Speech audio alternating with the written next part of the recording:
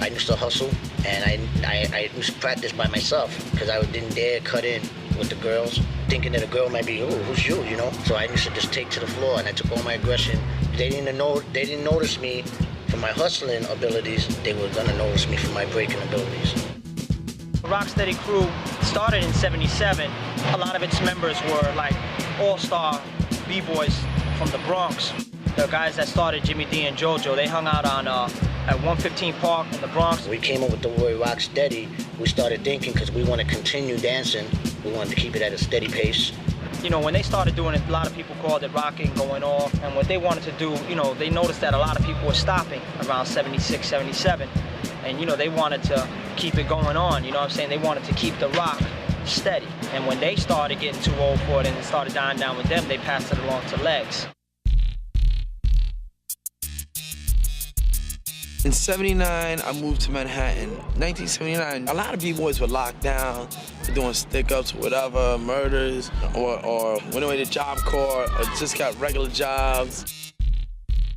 Retirement age for a b-boy back then was like 16, 17 years old.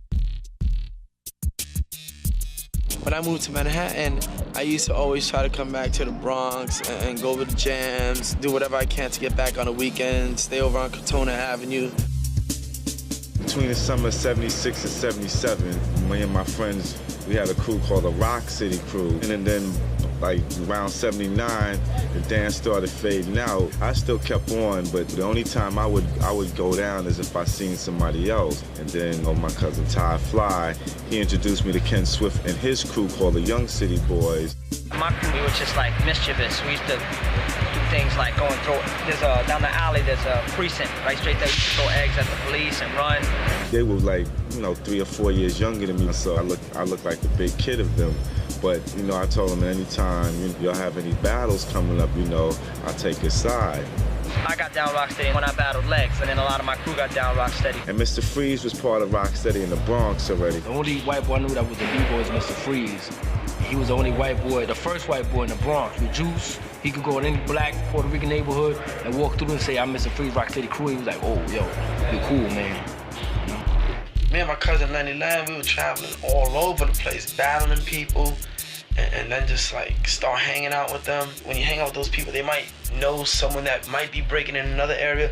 Like, all right, cool, let's go over there. I want to battle them. It's like the martial arts films where it's like, yeah, I heard your style is good, but mine is better. And you go there and you test their style. And that was my way of recruiting. Our crew was called Rock City Rockers, man, from the 173rd Street area. We were battling, we would do it for fun because there were really nobody in our area that we, that were really involved until we met up with a guy called Crazy Legs. I was like, oh man, yeah, I want to adapt that style, man. That's why my name is Little Crazy Legs. That's basically how I met everyone else that ended up being in Rocksteady. I met up with Frosty Freeze. He knew people. Take One knew people. Ken Swift, Mr. Wiggles. Then you had my peeps from Cortona, Toxic, A1. We just had like 500 members of Rocksteady. Johnny J is my name. Yeah? Frosty Freeze, please. Ripski, please.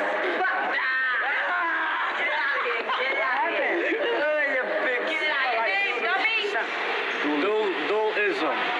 Crazy Legs. Lenny. Yeah, we're going skiing. Ken again. Rosky. Mr. Freeze. Top block can't be stopped. One of the first times I met Rocksteady and we did something together, Henry Chalfant, legendary graffiti photographer, documentarian, got together with the Rocksteady crew, because so many graffiti artists used to come to Henry's studio to look at his photos of the trains, that he began to realize that a lot of these guys were also breakdancers. Hence, they were the Rocksteady crew. Henry knew me, he knew a bunch of other heads, and he said, listen, I wanted to put together like a show. And they projected the slides up of the graffiti while a Rocksteady crew danced, and I rapped, and the DJ was cutting it up. And that was reviewed in the Village Voice. The Village Voice wrote a big article on that. And from then, like, it seemed like it was on. We started doing that. Henry Chalfant put us on. What we were doing is we were breaking up Rocksteady crew into two groups. It was Rocksteady and Breakmasters for shows.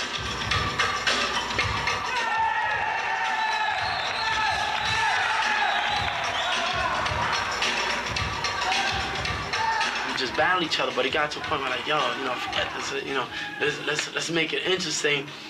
And we were hooked up with a show at Lincoln Center. Henry Chalfant again hooked us up with that show. And it was like, yo, let's battle dynamic in a neutral ground now in Lincoln Center, Manhattan, boom.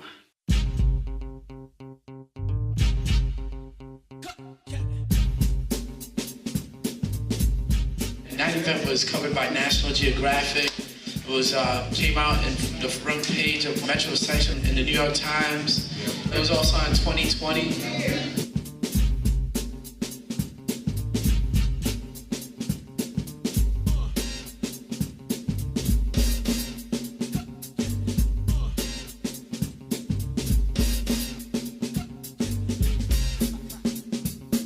And they showed it on Channel 7, ABC News. I just remember seeing legs on the news, and I was like, oh, dip, you know, like that's legs.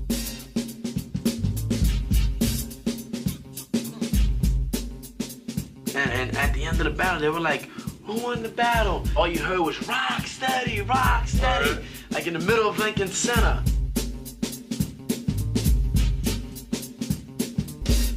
One day I was watching TV and I saw Rocksteady on TV, and I was like, whoa. They can do it, we can do it. So I got a group back together. I went and recruited Chino, and we started from there. To make a long story short, we met Michael Holman, who was some type of manager to Rocksteady, and in 1982, they offered us a battle. I had a nightclub called The Grill, the first hip-hop club in downtown New York. And I invited down Rocksteady crew to perform every Thursday night. Believe me, everybody was there. Rene Ricard, Francesco Clemente, Jean-Michel Basquiat, Keith Haring. And so here's where Negril comes into exposing hip-hop to the rest of the world. Because New York is a media capital. Every important magazine, every important newspaper has representation in New York City.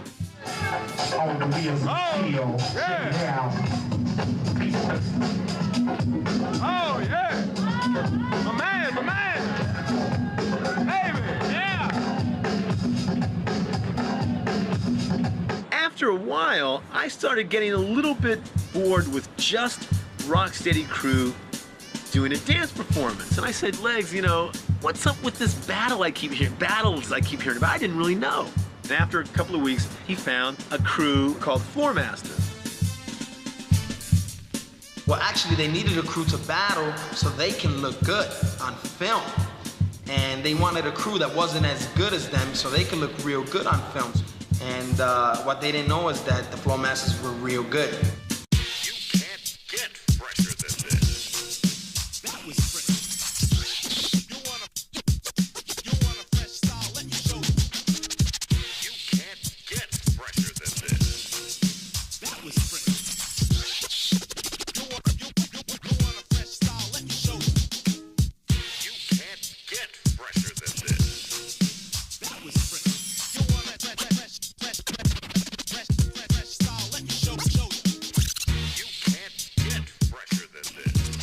And when Floor Masters came down to perform, a light turned on in my head. Because what I saw was breakers who may not have been as good as Rocksteady crew in the finesse and style end of breaking. What they lacked in that, they more than made up for in the athleticism of breaking. They spun longer, faster, and harder. And I thought, that's what I want to do. I want a crew that's an athletic-like crew. That's a crew that would eventually find its way into the Olympics. Michael Holman saw something that he felt like, wow, this is a real good thing. And, you know, they changed the name from Floor Masters to New York City Breakers. A lot of people think that if you're from New York and you're from the Bronx, that you know good. But we're from the Bronx, and we out here to show everybody that we're good. That the Bronx doesn't just got bums and ghettos, but it got something good too. Because we're the freshest kids out here.